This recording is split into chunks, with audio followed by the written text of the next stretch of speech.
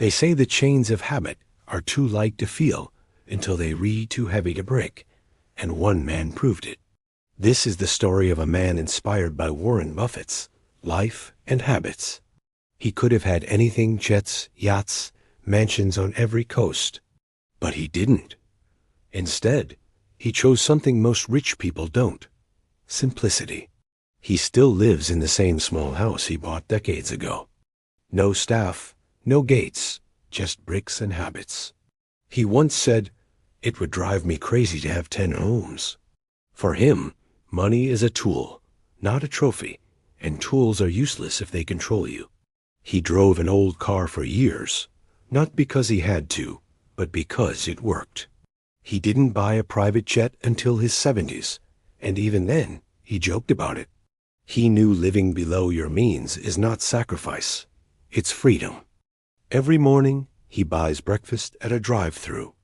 On bad days in the market, he picks the cheapest meal.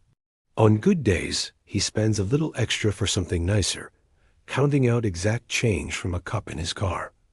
He's not being cheap. That's mindfulness. How you do the small things is how you do the big ones. He doesn't wear designer clothes or care about logos.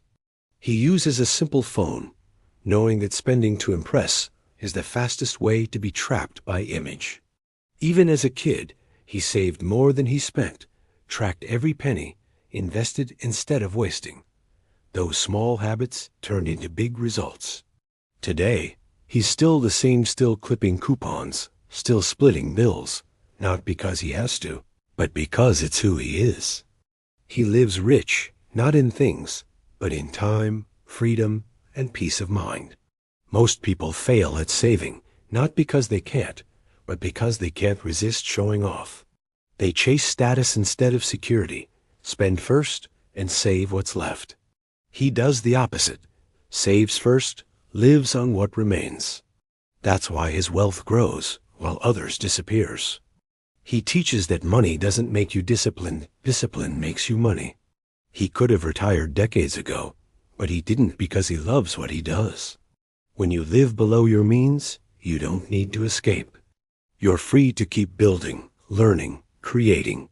Luxury often comes with chains: more to maintain, more to worry about.